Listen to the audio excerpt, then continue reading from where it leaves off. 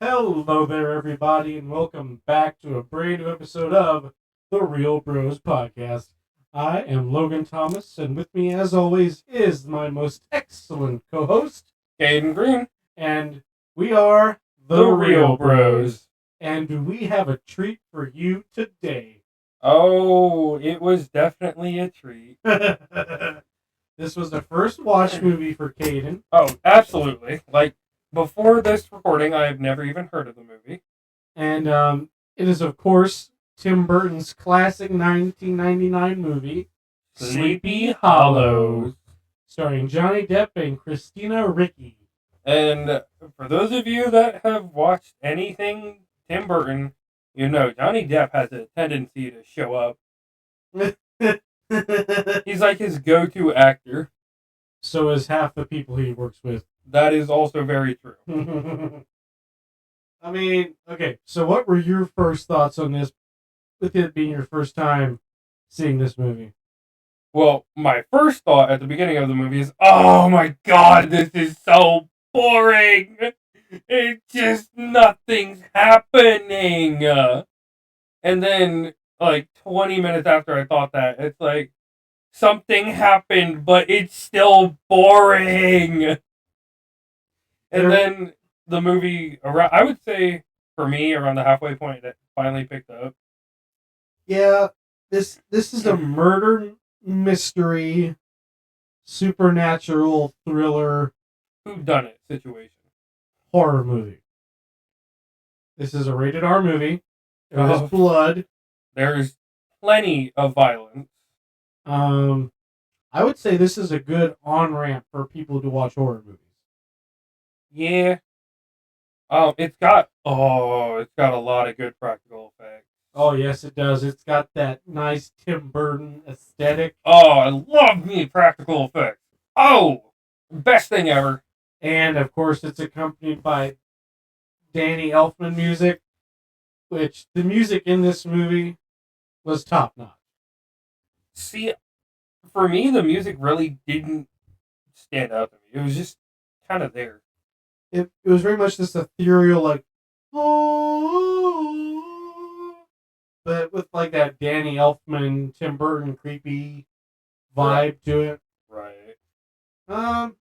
I watched this movie for the first time, I'd probably say about 5-6 years ago. And when I was first getting into horror movies, I was like, man, this is like made for me because I like older tales, and Tim Burton's just like on my wavelength for a lot of things. So, and I talked to you about this, but this movie, the idea behind Sleepy Hollow actually predates a lot of the monster movies you enjoy. yeah, I mean, because I'm pretty sure The Legend of Sleepy Hollow predates Dracula, Frankenstein, all those things. The Mummy, the Wolfman, all of them. Yep. Which I like that fact. That's interesting. Yeah, we definitely need a resurgence of these older gothic tales to be retold. Do we? Do we? Or do you want remakes of slasher movies again and again and again? How about we don't remake in general? And that is a good. We just come up with new stuff. Yeah, people don't want to do that. Clearly. All right. Is there anything else you want to add before we get into your quick review, my good sir? It's a very good movie. At first I wasn't entirely on board with it, but I quickly was like, hey, I'm actually starting to get interested in this. So I liked it. It does take a while for you to kind of like see how the threads of the mystery Johnny Depp's trying to solve come together. But once they do, you're like, I see. I don't understand, but something's happening, so I'll pretend like I know what's going on. Heck yeah. I'm not gonna lie, I was genuinely lost from all the characters throughout the movie. There was a lot of characters. And me and Caden were like, Notes is gonna suck on this because we have to keep track of all these names. You had to keep track of them. There's only one that I wrote down, and I don't even think I spelled it right. Probably not. But, yes, my horse. As per usual, Caden did his drawings, and as usual, No, as usual, they're bad. But that's the charm in them. They're bad in a funny way. Yeah, let's go with that. They're totally bad just for the sake of being bad. I'm absolutely an artist.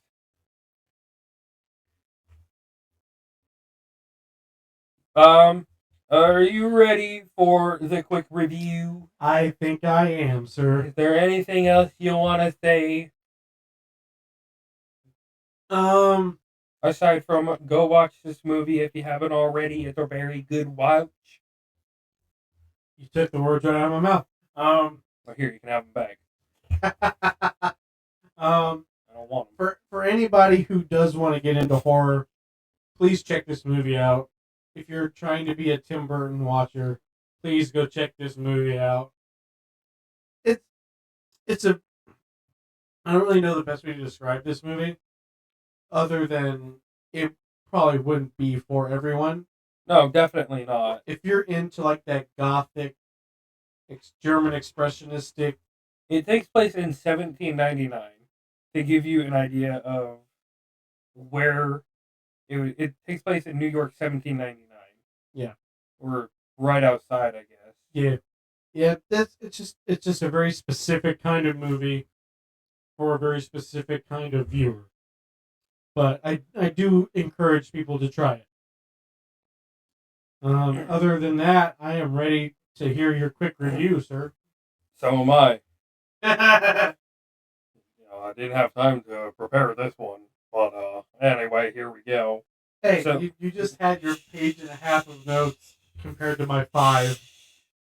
So anyway, the movie we're going to be going over is Sleepy Hollow, and this follows the main character, Constable Ichabod Crane, who I would say he's kind of like a surgeon detective. He's just a policeman who wants to bring scientific method into real life, into the police force, which is still very barbaric at this point. So he's a police officer trying to bring actual justice and peace instead of, oh, this guy robbed a woman, send him to the gulag. So he's taken to court, and they tell him, hey, there's a town in Sleepy Hollow. They've had quite a bit of murders go on recently. Why don't you go check it out? And from there, it's just him digging up clues about what could lead to what and what's causing it all. That's actually a pretty apt description, I would say. Bare bones, but it's the quick review. I was going to say, you can't say much, because it is a mystery. Oh no, I spoiled the mystery of who our main character is. Johnny! Yeah, for Johnny Depp is Ichabod Crane. I would say this is one of his better roles. I don't know. The only, aside from Pirates of the Caribbean, the only one I can think of outside of this one is Willy Wonka. The very bad remake. Yeah. I think they each have their own merits, both of those films. No. The Johnny Depp one is much closer to the original book than the original film is. But yeah, that's whatever. Okay. I do believe that's going to be my quick review. Yeah, all right. Are we ready to get into the production tales? I say we're good to head our way there. Oh, you are so witty, sir. Oh, thank you, sir. I tried so hard. So in 1993, Kevin Yeager, who was a makeup effects artist on Tales from the Crypt, had the notion to adapt Washington Irving's short story The Legend of Sleepy Hollow into a film. Okay. Through his agent, Yeager was introduced to um, Andrew Kevin Walker. They had spent a few months working on a film treatment that had transformed Ichabod Crane from a schoolmaster, who is what he was in the novel, Okay. to a banished detective in New York. Okay. So I think it's a good idea how they went about it instead of him being a schoolmaster. Because in the book, he's actually a native of Sleepy Hollow, No. and he's pretty much like he's like this very ugly guy, and he's essentially trying to find a wife, and somebody like dares him to like go into the western woods at night, and if he comes back, he could have like the choice of any woman he wanted or something. That's a pretty good deal. And he goes in and never comes back out. Oh. And the next time anybody sees him, the Headless Horseman is wearing his head. Lovely. Yeah. So they did change a couple things. Well, I don't think anybody gave him a proper heads up. That is a 2 count on the head puns. Yeager and Walker subsequently pitched Sleepy Hollow to various studios and production companies, and they eventually secured a deal with producer Scott Rudin, who was impressed with the script, and Rudin optioned for the project to be sold to Paramount, Okay. who's who made it. Okay. And originally they wanted Yeager to direct, and he was set to direct after he was finished filming Hellraiser Bloodline. So he is a horror director. It sounds that way. I would hope so. He had planned a Sleepy Hollow, a low budget effects showcase with a spectacular murder every 5 minutes or so. I don't think they happen that frequently. Characterized by its screenwriters as a pretentious slasher movie. Paramount had reservations about the idea, and they weren't exactly enthusiastic with the original concept. Yeah. So both the guys pretty much left the project after they went half their way. And Paramount CEO received interest in Adam Schroeder, who's a producer, and he was kind of like one of the guys who's trying to change it. Right. And Schroeder, who was a producer on Edward Scissorhands. Another Tim Burton movie, right? Mm-hmm. Also starring Johnny Depp? Yep. Man, I'm starting to see a parallel between the two. Suggested that Burton direct the film. And Francis Ford Coppola, who did The Godfather, he became a producer on the project when he heard that Tim Burton was going to direct. Okay, so he's the. What's the difference with. I know we're like 11, 12 episodes in now, but what's the difference between a screenwriter and a director? A screenwriter comes up with the script. Okay. And the director just makes the movie. Okay, but the director also picks out the cast, right? That is all up to the casting people. The director pretty much just stylizes the film and sets everything. He's like the boss over everybody, but like he has to go through all the different channels. Like he just can't make those choices himself. Right. But like there are still bosses above him. Right. So like on set, he's the boss. Okay.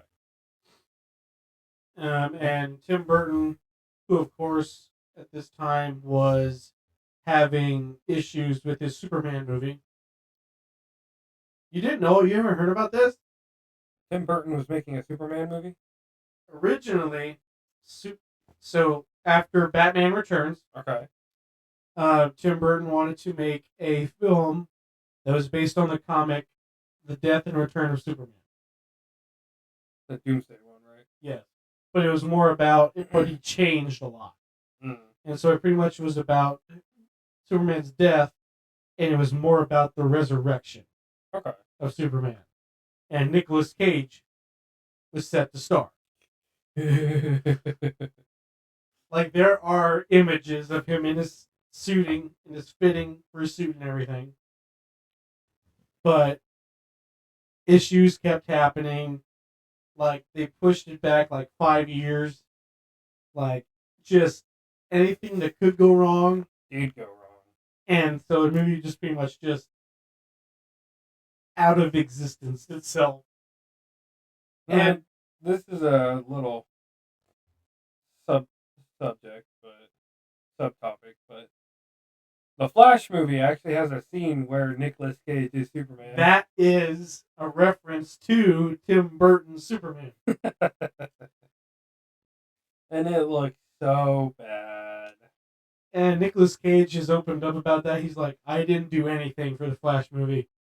They just CGI'd my likeness and just went with it. Wouldn't that be illegal, though? I'm not a lawyer, especially not a Hollywood lawyer. Because they're using his likeness without his permission. I don't know, man. I really don't. I'm also not the one covering any of that stuff. So, all right, back to Superman Returns. At that point, Yeager stepped down from director. Burton considered the film to be a horror film first. Okay. And so he was. I know you probably haven't seen any of them, but the Hammer horror films. Nope.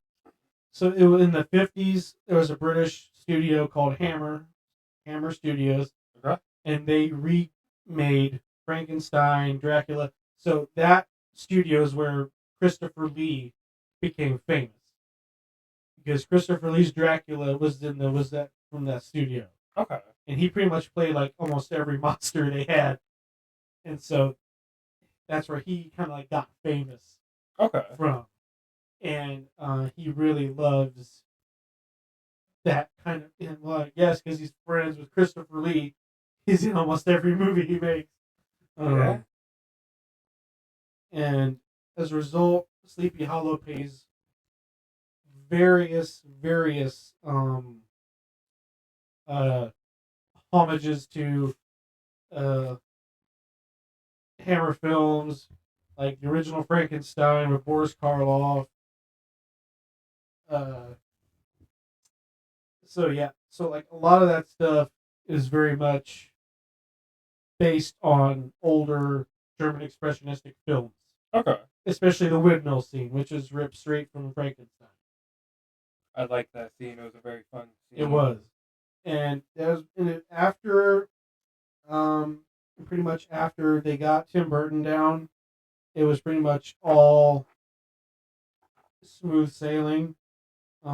Originally, the original intention had been to shoot Sleepy Hollow predominantly on location with a $30 million budget. They scouted towns, and they found a town called Terrytown in the historic Hudson Valley. So it's like a reenactment town, Okay. kind of. Which I want to assume that it was all made by hand. If that's the case, they did a very good job.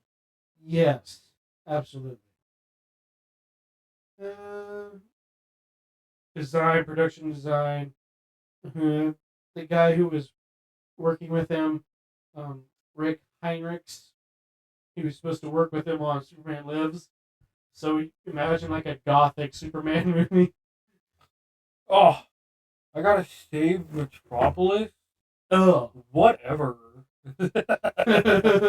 Oh, my bad. That's emo. Yeah. The majority of Sleepy Hollow's 150 visual effects shots were made by Industrial Lights and Magic. So that's why they're so good. And of course, like I said, the score was made by Danny Elfman. And that windmill, 100% real, and they 100% burned it down. I will say this every time I can. I love practical effects. They are one of the greatest things ever.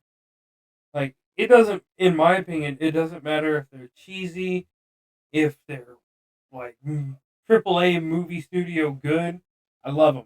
They're one of the best things out there. It just makes it believable. And you get a lot more real reactions and stuff when you have natural disaster that's like actually happening around you. Oh yeah, and like I went back to this. I can't remember when we talked about it, but like the chest burster scene, the original Alien. Yeah. The cast didn't know what was gonna happen, and it just popped out, and all their reactions were genuine.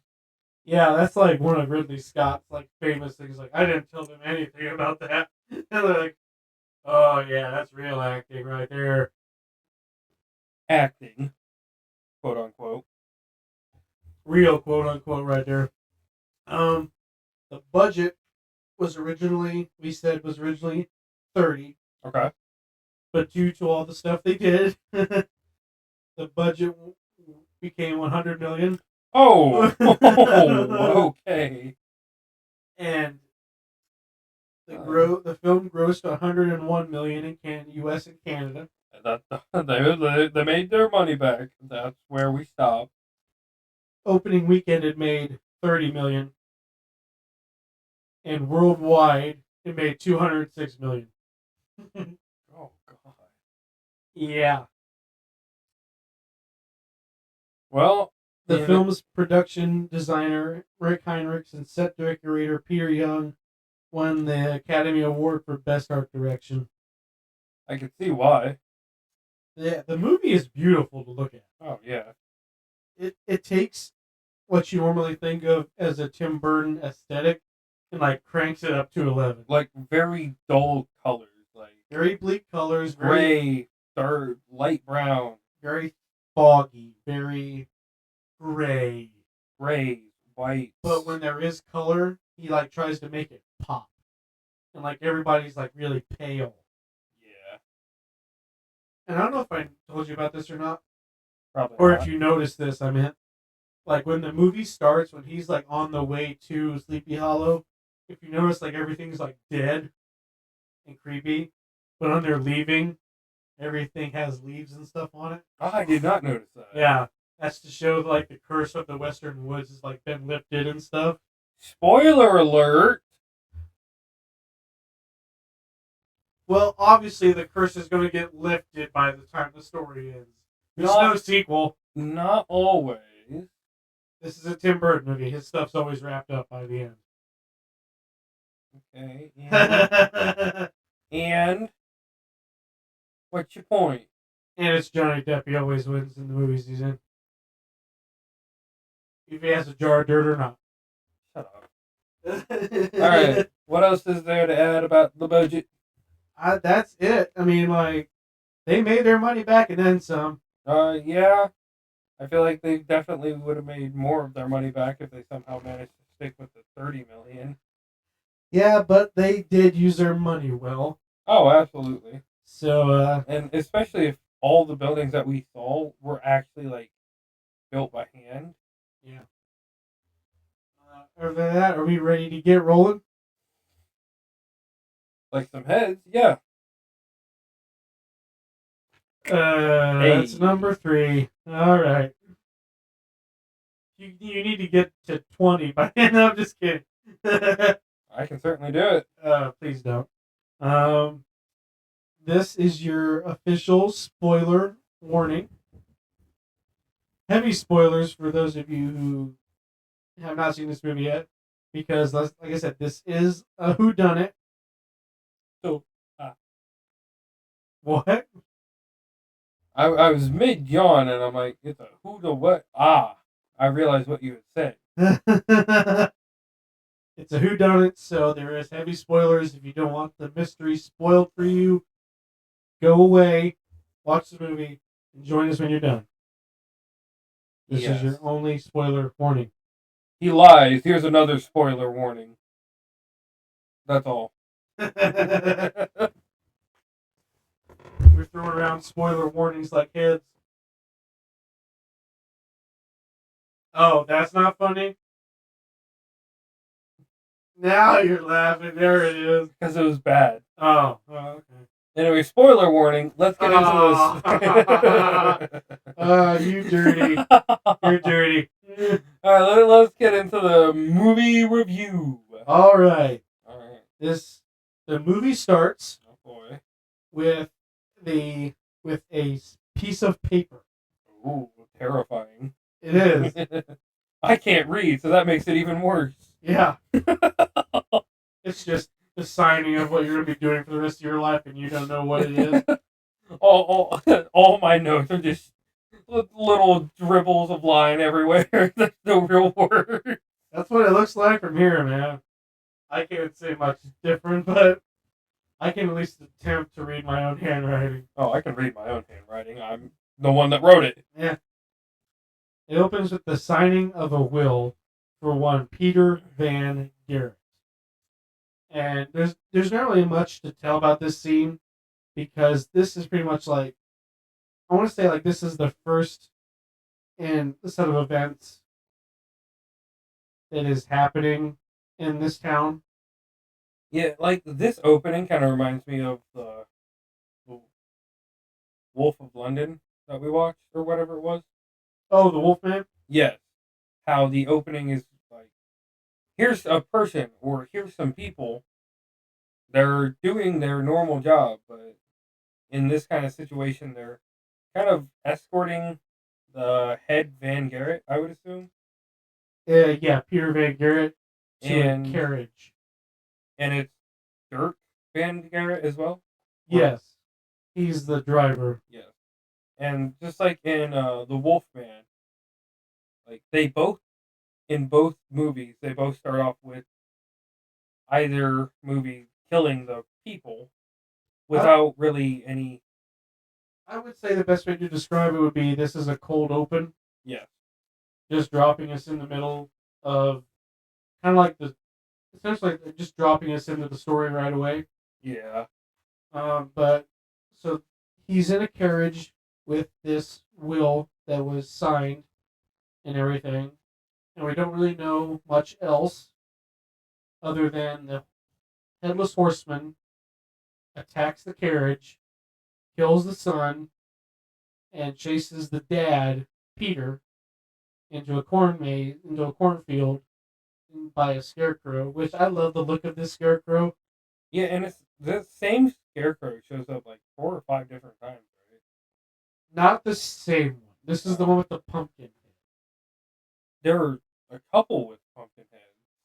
I know the one later on in the movie has like this skull, like Jack Skellington looking face. Mm-hmm. But that could just be Tim Burton being like, "Hey, here's another movie I was part of." Did that come out before this one? I believe so. Yes. Okay. But he gets decapitated. Yes. So both the characters have been decapitated. And I like the shot of how the blood splatters on the pumpkin. Yeah. That's kind of cool. It's kind of like an homage to like how in the tail, like he has like this jack-o'-lantern head in his hands all the time. Should we explain like what the horseman is doing, or should we do that later on? I would say we just go along as the story goes. Okay. My bad. Because like at this point, you're just like, oh, this guy's just dying. Okay. Fair enough. And then it cuts to New York, and we get a date. It's 1799. It is. I'm gonna guess it's like October or November. I would say, probably like a month before October, because Ichabod even said like, "Hey, we got a couple a few months before the new year. Yeah. So Ichabod Crane finds a body in the river, and he wants to use scientific reasoning and deductions to understand how this guy died. And the head officer wants nothing to do with that at all. Which that would make sense because back in that time they weren't the most hygienic. So trying to dissect a body that you just found floating in the riverbed full of bacteria might not be the best idea. Yeah.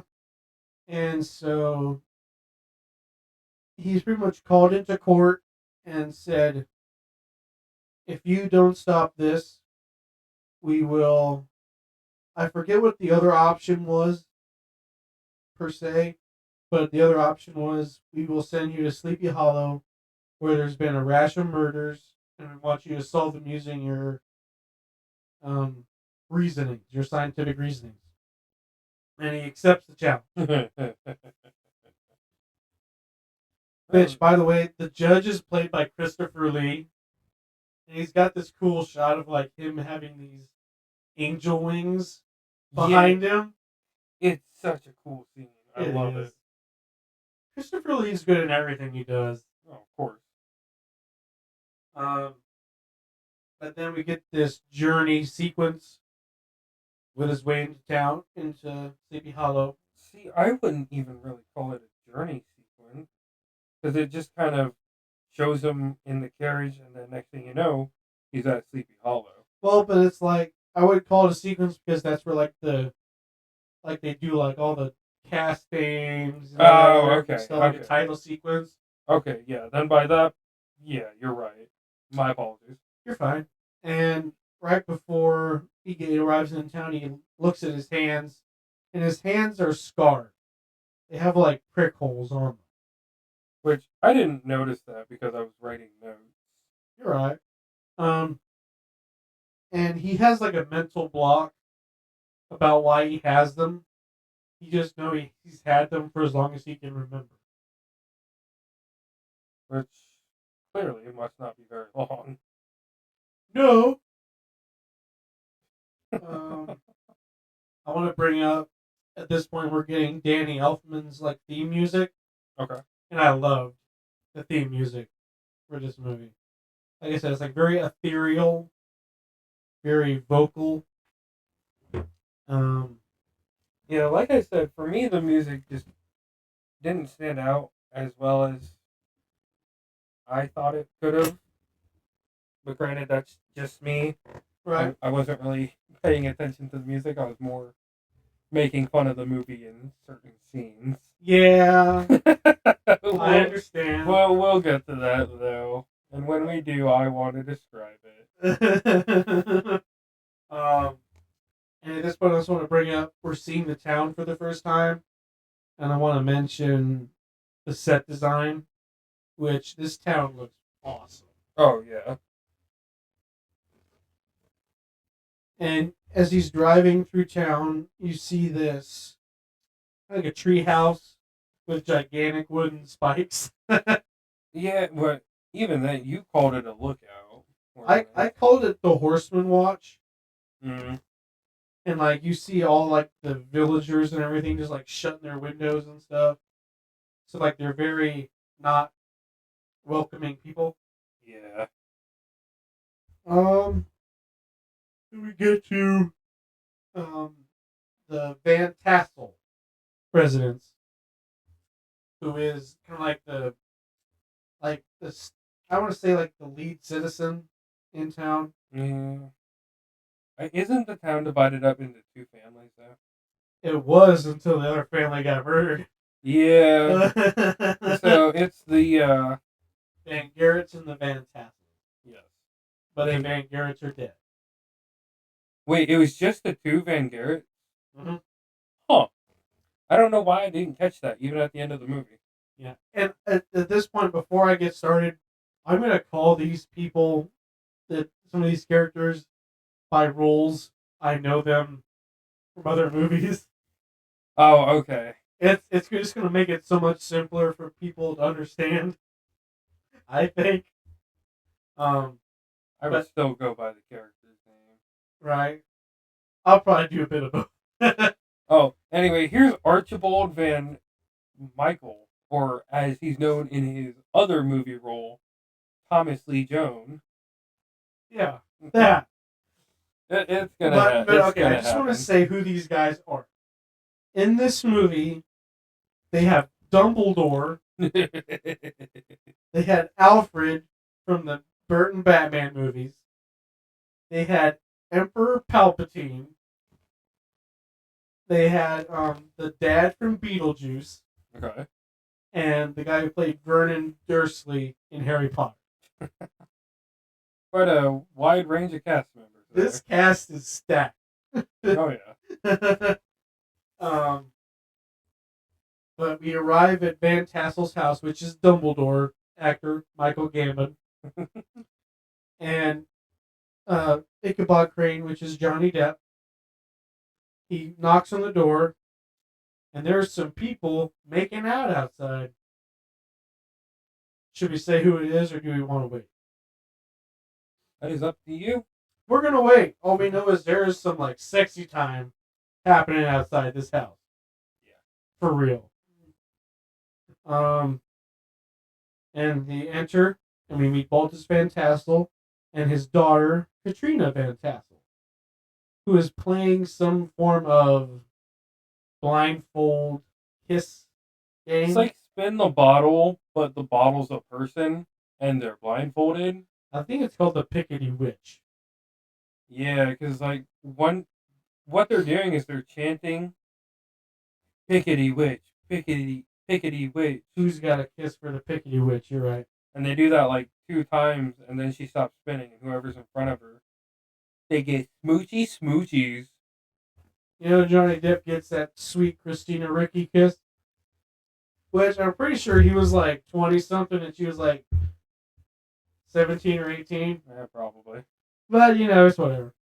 I mean, as long as it's not more than like 5 years apart. Right. But she kisses him anyways with the blindfold on, and she's like, well, have a kiss for a stranger or something like that. Now she kisses him after she takes the blindfold off because she doesn't know who he is. That's right. She does. Yeah, I paid attention just a little bit. Good.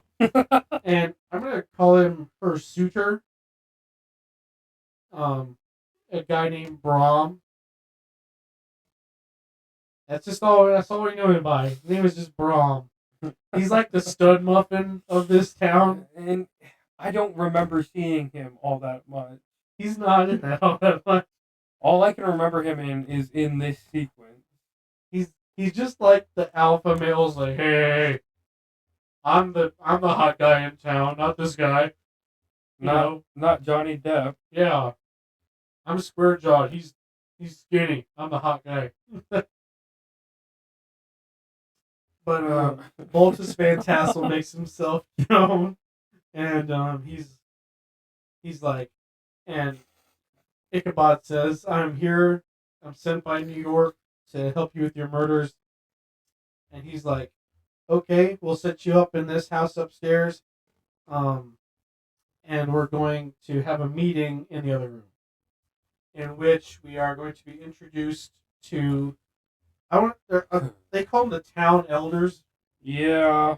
Which is Thomas Lancaster. Yes. Which is Emperor Palpatine. Yes. Reverend Steenwick, who is the dad from Beetlejuice.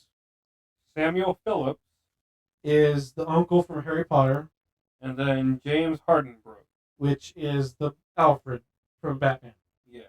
And they're plus the Tassel. Yeah. That's Dumbledore. Yeah. And they're all trying to converse, tell the story of what's going on in town right now. Yeah. Give a little background information. So he's not just going into this. And it was like, what, 20 years ago? Yeah, the story of the Horseman started 20 years ago.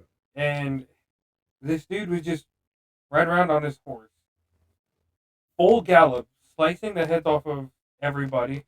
Okay. And I'm gonna stop you right there. I do want to bring up the fact that the four guys, mentioned that there's a third death in town. The widow Winship, yeah, and then that's when they start talking about the horseman's background. If you want to do that, go right ahead. alrighty, I guess. What was he? He was a Haitian, He was a Hessian mercenary. and he was brought over by the British Yes. to try and keep a leash on the Americans at that time. Yeah, because it was like the Revolutionary War. Yeah, and he was notorious for decapitating anyone they got in his way. And he also had a pure black steed that he called Daredevil. He would go through hordes at full gallop, swinging his sword, decapitating left and right. And for a more fierce look, he even sharpened his teeth into points, which I can't imagine that being too comfortable. Imagine if he accidentally bit his tongue. Bye bye, tongue. That's some foreshadowing right there. Totally. But one night or one day, he he was being hunted by, I want to say, U.S. soldiers at that time, Yes. and they had shot his horse, leaving him on the ground. So he had to run into the woods to try and get a distraction, and then he came across two girls. They were collecting firewood. One of them ran away while the other snapped a branch, alerting the guards to his location. I'll tell you, he fought pretty good.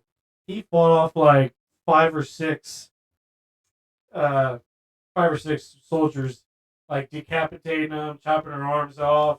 He was doing pretty well. Oh, yeah. Because he carries a hatchet and a sword. Yes. And this is not a small sword. No. This is like, I don't know anybody who like knows any sword types, but in history they have these swords called bastard swords. They're essentially um they're somewhere in between a two-handed, And a one-handed. yeah, and it's like a 3 or 4 foot blade, and so like I want to say that's like the closest description I could think of to call this weapon. See, I don't think it was that long. You don't think so? Well, Well, whenever he twirls it, it's a pretty big blade. yeah, but you also got to think there was a scene where Ichabod was standing next to it, Yeah, and it only went up to about his waist. yeah. So that's about 2.5 feet. I would say it's somewhere just between a long sword and a bastard sword, just in the range of those two, somewhere in between those. Yeah. For any weaponry people out there, just for a frame of reference. But he fights pretty diligently. But ultimately, he ends up getting stabbed, like through the heart. I want to say like it's his side Oh, and then he got decapitated. with his own sword. Yes. That's ironic. It is. And then they bury him in the western woods, Yep. and as they call it, was a seed of evil, and that the woods have been haunted ever since. Which that's funny to think about. Like, oh, we killed a guy. He's haunting our woods. Now what do we do? Nothing really. So does that mean that his head's just floating around the woods out on the opposite side of the woods from his body? Just asking people, hey, have you seen my head? I mean, that that could be like your satirical comedy version. Like if somebody made like disaster movie or something, like, have you guys seen my head anywhere? You guys seen my body anywhere? I'm just riding around here, man. You're holding it in so hard.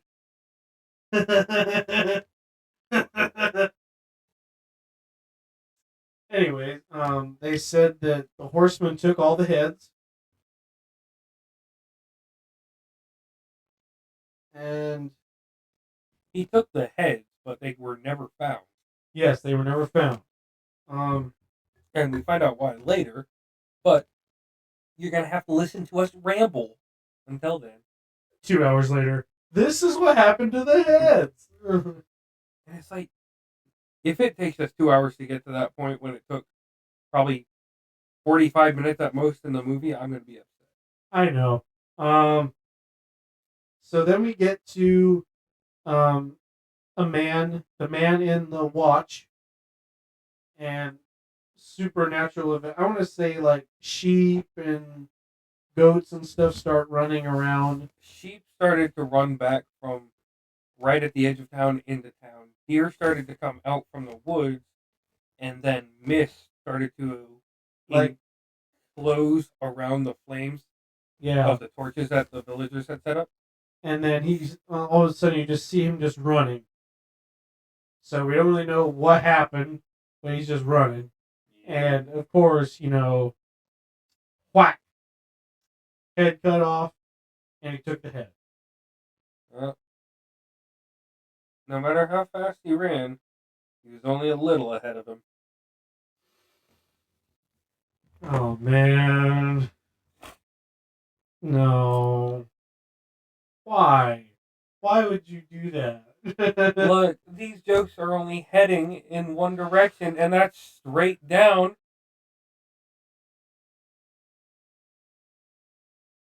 Like you can roll your eyes all you want, but you can't roll them as much as the heads. Roll them too much, they'll be in the back of your head. It wasn't a challenge to get to 20 head puns. You made it one. Oh. Anywho. We come up the next morning, and they found the body, and Ichabod arrives with his tools and stuff, and I don't like this. Let's take a little like forensics scene where he like breaks down what happened, and like he has like these really weird magnification glasses, and he has like, I want to call it like a chemistry lab in his bag. That's probably the best way I would describe it. Yeah, there's like an extendable like table like shelving system in his doctor's bag. Yeah. And he realized that when the head was cut off, um, it cauterized the cut, and there was like no burns or anything on the skin. And so like everybody's like, the devil's fire! Oh my god! Yeah. And at this point is kind of when Ichabod started to be like, could there potentially be some supernatural stuff going on right now? No. Definitely not. Nope, not at all. And so there's a funeral for this man. His name is Masmith, Jonathan Masmith, and he has a son, which is they just call him Young Masmith. Yeah. And so he joins Ichabod as he's like his Robin to his Batman. Yeah, without all the cool gadgets. Yeah, I don't know. Ichabod's got some pretty cool gadgets. Anyways, and Mr. Phillips comes up to Crane and says Masmith wasn't the fourth victim, he was the fifth. And so Ichabod is dug up everybody, and he's like, How is there 5 victims? 5 victims. 4 bodies. And we don't really see it right away, but he's inspecting the widow Winship's body, and he notices there's a cut on her stomach, and he decides to perform an autopsy, quote unquote. That's the best way we can describe it because we don't exactly know what happens in that room. Yeah, all we know is that little graphic warning. He pokes and prods at the body, cutting into it, and he ends up covered in blood. Like he comes out more covered in blood than Leatherface is in one of his own movies. Like we're like, what happened in that room, man? And like even the guys say to him as he walks outside, "What on God's green earth have you done to her?" And he's like, "She was pregnant." Dun dun dun. Yep, and like all things considered, that is where the fifth body came from. And it, I forget like what exactly happens, but we have Ichabod pretty much on like a patrol essentially, and all of a sudden, the headless horseman appears behind him with a pumpkin, and so he charges after him, and he's on his horse, and he's just like riding, like oh my god, oh my god, oh my god, and Terrified. for some reason he just stops. Ichabod does. Okay. And so then the jack o' lantern gets thrown at him, and he rides off, and you realize it's Brom playing a prank on him. Oh, that was Brom? Yeah. I never realized that. I thought it was just some mischievous, no good doers. Nope, it was Brom. Strong jaw. Don't start. And so he passes out for the first time in many times in this movie. Everybody has a knack for passing out, it seems. I'm pretty sure like there's like at least 20 to 30 feigning moments in this movie. Honestly, wouldn't surprise me. And we awake to a very Tim Burton-y colored forest with a woman just spinning around in the snow. Caden, I'm going to let you take this. No, I refuse. I absolutely refuse. I thought this was your favorite part. No. It shows a young Ichabod with his mother, who was very much a naturist, a child of the world. I don't want to say she's a witch. I want to say more like a Wiccan. This is a Wiccan. Wiccan's more of an herbal person.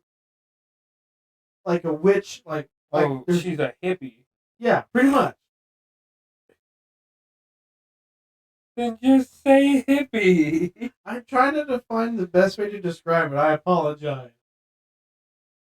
And at this point, Ichabod's having more interactions with Katrina, and he learns that her father's wife is not her mother, but a stepmom. Her mom had died, and he remarried. And at this point, you kind of see that there's a romance starting to grow. Kind of here and there. Between Ichabod and Katrina. Yeah. And at this point, Ichabod's pretty much like wandering around town. He sees the 4 town elders in a town meeting, and Magistrate Phillips is trying to flee. And lo and behold, he got gotten, sir. Yeah. Wait. The fat one? Yeah. Yeah. Archibald was following him. It's Ichabod. Archibald, Ichabod. Same thing. Johnny Depp. Because wasn't he taking Ichabod's stuff? No, he was just trying to leave town. Oh, okay. But sadly, that's not what happened. He deserved it. Probably. And then at that point, Ichabod's like, oh my god, it's all real. It's real. It's all real. And thus, a non-believer has faith in the worst possible thing. And then we get a second mom dream from him, where we learn that she was indeed a witch, and that his father was a priest, a very stern Religious priest. religious priest. Oh, and don't worry, there's a third one somewhere along the way. Spoilers, sir. Of course, I'm just giving them a heads up. They are the worst part of the entire movie. Yes, without a doubt. And so he awakens and decides that he's going to venture into the western woods and find the Headless Horseman's grave. And nobody wants to go with him. Except for Young Mazbeth, his friendly helper. that little kid is probably the most manly character in the entire movie. He's pretty brave, man. He's brave. He knows how to shoot a gun. That's about it. Yeah, he's a great human shield too. Yeah, which Ichabod uses everyone as a human shield. Even Katrina sometimes. She's just like, Just save me. save me. I'm the star of this movie. I'm the one everyone's here for. Yes. But young Mazbeth told Ichabod that he used to live and work with the Van Garretts, and they come across a stone house. In which case, we find a witch, like a actual witch doing witchcraft stuff, like cutting bat heads and putting like rosemary leaves on top of just grass. Yeah. Real evil stuff here, guys. And then she gets possessed. She gets possessed and she declares that the Hessian lies at the Tree of the Dead. Which I have this written down somewhere. Give me a second. I gotta find it. Here we go. The Indian Trail. You follow the Indian Trail till the sun dies, and then you will find the Horseman's resting place at the Tree of the Dead, which is a portal to the Netherrealm. Yes. I did good. I made a note for once. Woohoo! And at this point, Katrina joins the hunt, and they find the Horseman's grave at the Tree of the Dead. They notice the tree bleeds, so Ichabod chops the vines off. Every chop, he gets splattered with blood. And it's not even realistic blood. It's that really bright red stuff. Really bright, thick, non-clear liquid blood. Somebody took glue and they just put red food coloring in and just went. And he's just covered in it. And he does all of that just to clear away one branch. And that's where we find that's where the heads are. Yeah. And they're crammed in there. They are crammed in there, man. And then we learn that the Horseman's actual head is stolen. Yeah. And that's why he's riding. That's why he's restless. That's why he's a restless spirit. Side note, I guess that tree doesn't have a whole lot of headspace.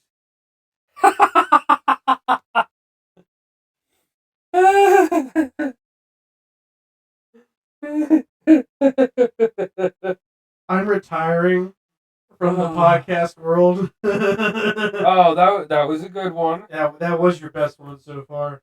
Oh. And so the Horseman enters from the base of the tree. It warps as he enters and leaves it. Yeah. And we haven't mentioned these characters or not, but there is a family of the midwife of the town and her family, the Killians. We haven't mentioned them. They're not really important to the story up till this point. I like their characters, though. The Horseman rides and kills the entire family, including the kid. Yeah. And I say this as nicely as possible. I don't like the kid. I won't go into why, but I do not like the kid. He's got like this very starey face. Not scary, like starey. Like he just like eh. Like, no matter what, he will not look away from anything. And he won't blink either. He'll just be standing there, bug eyed the entire time. Yeah. And at this point, they're all dead. Brahm and the horseman fight. And He obviously, gets gotten too, ladies and gentlemen. yeah, obviously the horseman's gonna win. It's an undead creature. And I want to bring this part up. There's a moment where Ichabod gets stabbed, and he gets like just picked up and thrown over the horseman. And the face and sound he makes. He's like, "Oh!" Because Ichabod is trying to get Braun over a bridge. Which in the book, he cannot cross the bridge because right across the bridge is hallowed ground. Yeah. That is not advised at all in this movie. But he's trying to get Braun across the bridge, and the horseman just jumps up on top, and they hear him moving. He jumps down behind him, and Ichabod just has this face of like shock, fear, and surprise, and he just and then he gets thrown, and it's so funny to me. He just gets like when you take someone and you just throw it over your shoulder. Yeah, that's pretty much how Johnny Depp gets just manhandled in this scene. Oh yeah, and it could not be funnier. We like rewinded it like 2 or 3 times just to watch it happen several times. Because I could not get enough of it. At this point, Ichabod has a scar that looks infected when we actually see it. Well, it's cauterized because the blade is like satanically right. warm. Yeah. And at this point, we see Katrina making like this symbol. No, it was like this soup or something, like this drink. It's got like a crow's foot and stuff in it. Yummy. Get your protein in. So we're obviously starting to see that, hey, something's not adding up here. She might be a witch, bro. Maybe. And then we have a third and final mom dream sequence. And I hate them. They are horrible. We learned that Ichabod's father killed her mom with a medieval torture device. Iron Maiden. An Iron Maiden. And Ichabod stumbles across the scene and falls back into a spiked chair, and it scars his hands. Yes. Like, when we say spiked chair, we mean the seat is spiked, the back is spiked, the armrests are spiked. There's arm clamps. Yeah. So you cannot move. Kind of like a bed of needles, but it's a chair. Yeah. And it's not needles, it's just like straight up spikes. Yeah. Which I can't imagine that being too pleasant. No. Granted, what do I know? I've never done that before. No, we're not in the Addams family. We're not into that kind of stuff. And Ichabod kind of has like one of those Sherlock Holmes like red string. Well, where like he's connecting clues to, yeah, like pictures and notes. And he learns that that all the town's leaders are part of this conspiracy against Baltus Fantastic. And so they decide to pay a visit to Hardenbrook, which is the town notary. Yes. And then we learn a big portion of the mystery.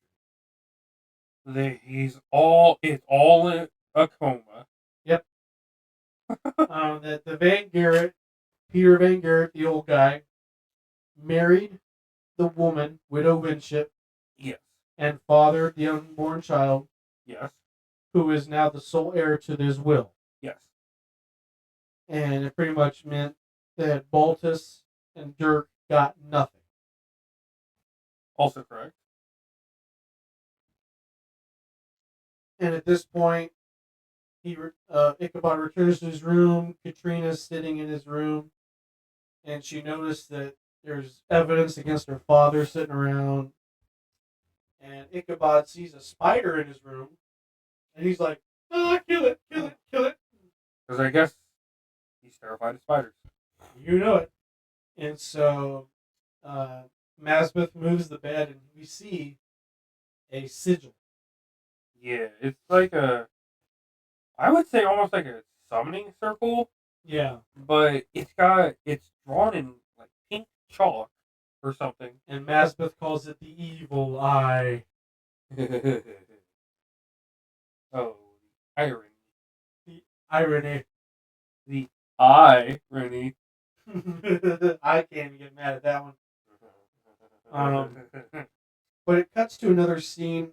I noticed this a lot. They just cut to Ichabod just watching people, like just observing them. Yeah. And he sees Lady Van Tassel having a promiscuous rendezvous with the Reverend. What? No. And she like cuts her hand and like rubs her blood all over him. It's very, very weird. Yeah, I remember seeing that, and it was just I wanted to know what was going on, but at the same time, I'm like, I want to know why he was licking the wound in her hand. I want to know because that's just not right, bro. Especially back then. it was 1799. That's fair. Anyway, We return to Ichabod's room, and Katrina has burned all of Ichabod's evidence. all of it. And she's like, "You're trying to blame my father for something he's not even really doing." Wait, did you say back to Ichabod's room? Oh, he finds. I'm sorry. He Yeah, finds his evidence is gone, and he follows her to a house that they they used to live in. Yes. That has a fireplace, has like a giant archer on it and stuff. And so she's upset. Um, and then I apologize. you're all right. I'm just getting weird death stares. I'm all right. If this episode never comes out, help. um, and then Ichabod's back at the house. At this point, people are starting to be like, "Hey, this guy's kind of digging deep into our town. Like, he might not be the greatest thing to be here." And so Lady Van Tassel is like, "You haven't said anything about my hand. Notice it being cut." And he's like, "I'm sorry." And she's like, "I know you were watching me last night." I was like, No, you don't. Wasn't me. and I wasn't there. I wish I wasn't. then Boltus Van Tassel enters. And he's like, "The town's in a panic. They've called a meeting at the church tonight. The town's starting to turn against you. And that Hardin Brooke has hung himself." And then that night, Lady Van Tassel is murdered by the Headless Horseman. Yes, but she was also with Tassel, Bolton, yeah. and he ran away back towards the town. Yeah, and this is when the church meeting is happening, and everybody's gathered inside the church. The horseman is like cornered everybody in there, and Ichabod notices that he can't enter because it's hollow ground. And so, at this point, Lancaster tries to come clean about everything, and the Reverend kills him. He rips off a cross from the wall and bashes his head in. And then Boltus shoots the Reverend. And then Boltus is like, "There is a conspiracy here. I will root it out." And while he's going on this hysterical rant, the horseman comes up with a clever idea. He rips off one of the fence posts, ties a rope around it, and the Reverend goes upstairs, right? Reverend? Or Boltus. Baltus. I apologize. And Baltus, while going on this rant, goes upstairs with his back towards a window. Stained glass window. Yep. And the horseman just throws this makeshift javelin through there. And just explodes his chest. Yeah. In which case he gets yanked out, dragged out, and he gets his head cut off.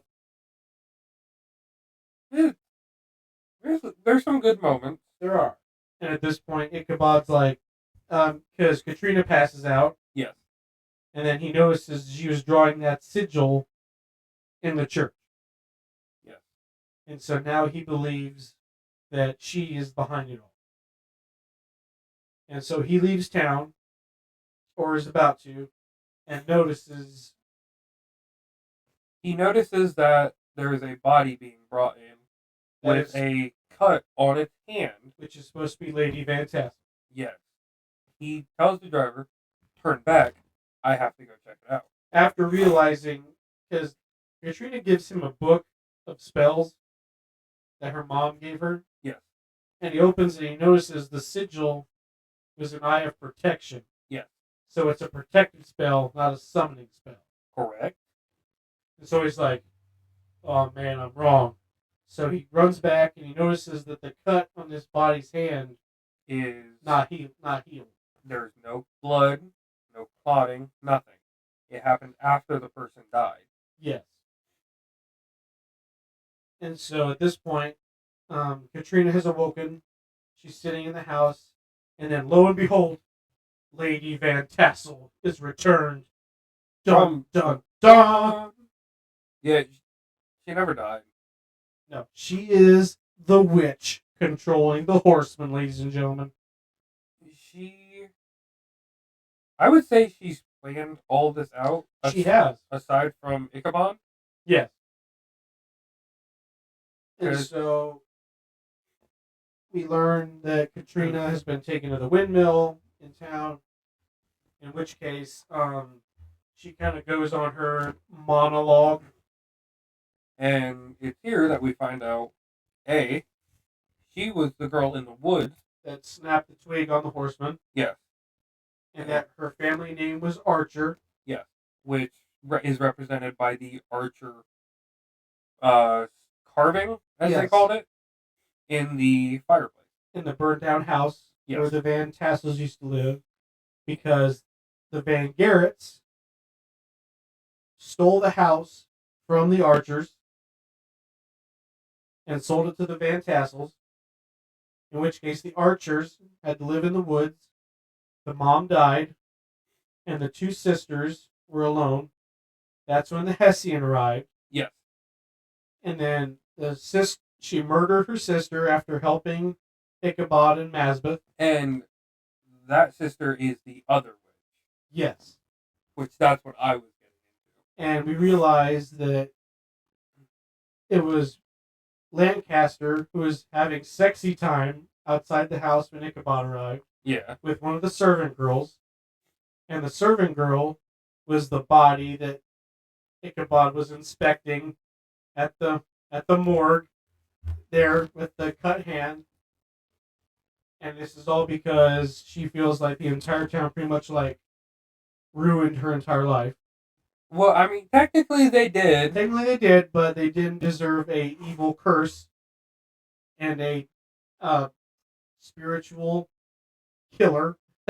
And so she lost everything at a young age, but she saw the Hessian mercenary and she sold her soul to Satan to give her control over the Hessian. Yes. Which I don't know if that's true or not, if she just stole the skull and just got control. Well, I would assume the skull doesn't. I would assume he was just a normal dude before. Yeah. Like taking the skull wouldn't have any impact. Yeah, I don't know. But Ichabod arrives at the windmill and the horseman is in tow. Yes. And they have this huge sequence in the windmill of Ichabod, Katrina. I'm about to say Kathleen. Ichabod, Katrina, and Masbeth running from the horseman. Yes, they are climbing up the windmill, and all while the horseman's like breaking everything in his way, chopping stuff down, just being a menace. And And so Ichabod sets the windmill on fire. Yes. And so they flee.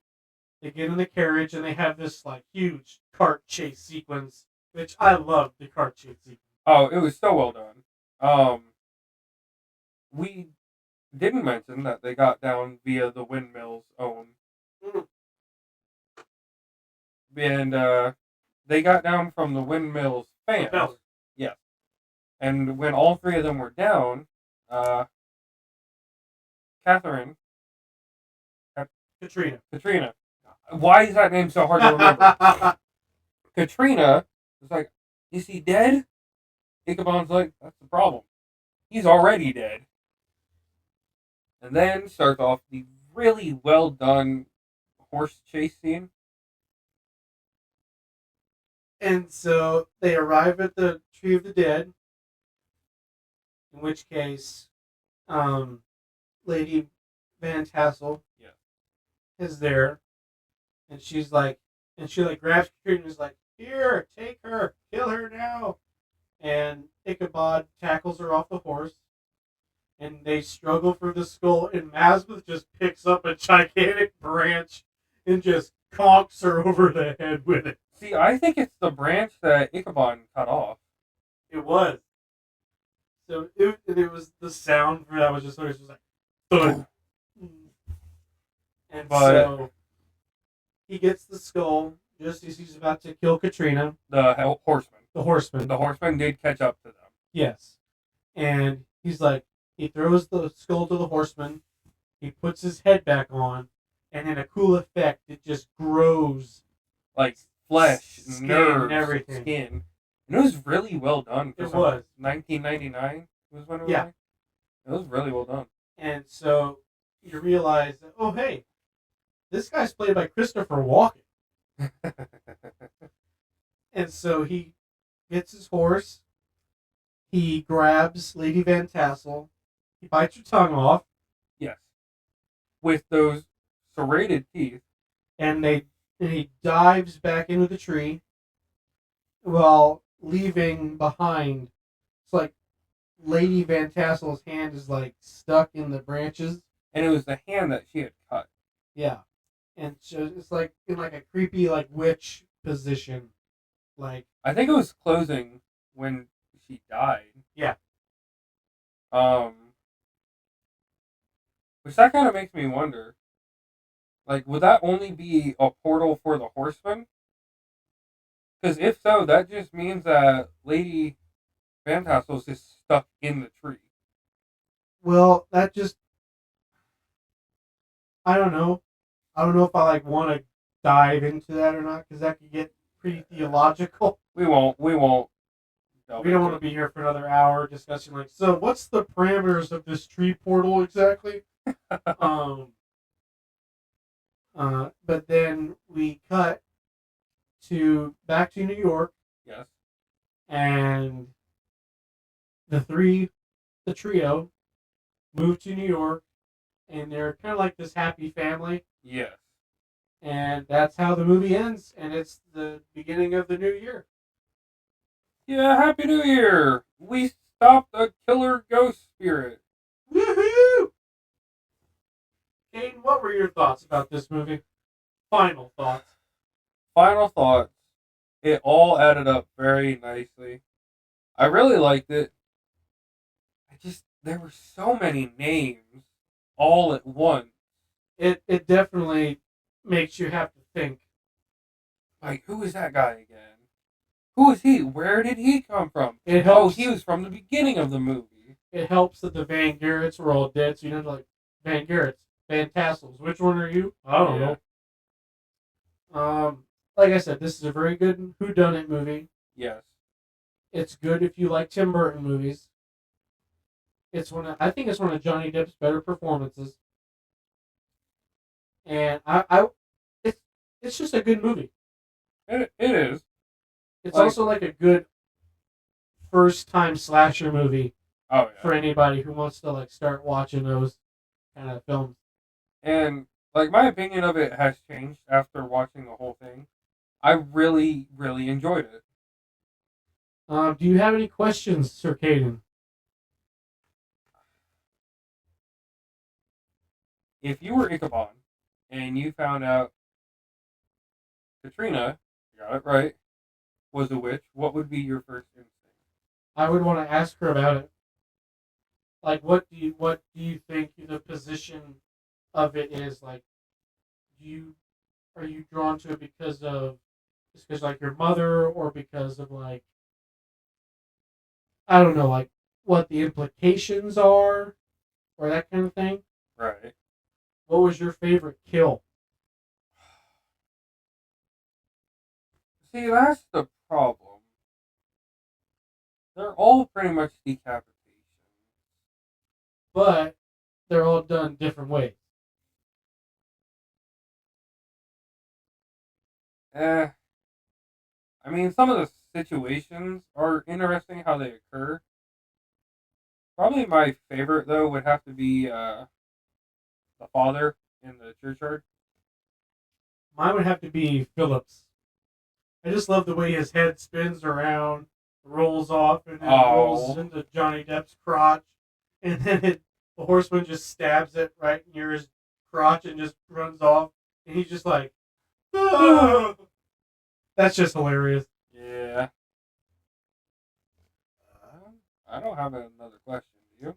I do not. Um, Actually, okay. Who would you have if you couldn't have Johnny Depp play Ichabod? Who would you have play him? Who do you think would be like a good fit in that role? Oh, that's a good question. Because Johnny Depp really fits the role of like a all over the place kind of character. Right? Um, I'm thinking, who would you pick? I would think maybe James McAvoy. What is he in? He's a young Professor X. Oh, yeah, I could see that. Dude, he plays crazy so well, Oh yeah, and I just love like so much of his movies. oh yeah. But yeah, like I said, I don't have another question, but I can definitely see that. I For myself, I can't think of anyone. Like I genuinely think Johnny Depp does a very good job. Get Robert Downey Jr. in there for his No, for his practice for his Sherlock Holmes movies. no, All right. no. Oh, fine, fine. Um. Uh. What is our next movie, Kate? It is the Lego Movie, Now, and the reason I picked this one is because I just watched it a lot, and I'm a huge Lego nerd, and so just the thought of like an entire world where you can build whatever you want, I love it. and this was me and him saw this in theaters when we were like 13 or so. So we have a lot of deep history with this movie, Oh yeah, and we can't wait to go over it. and from what I remember, just a quick little fun fact about it, a lot of it is like stop motion, Yeah. which is so cool. Now, the second one, on the other hand, We're not talking about the second one. We'll talk about that at a different date. if we ever do. Little tease there, I guess. No. Well, anyways, I'm Logan Thomas, everybody. I'm Caden Green. And together we are The Real Bros. And we are ready to see you guys next week with the Lego movie. We'll see you guys later. Bye bye.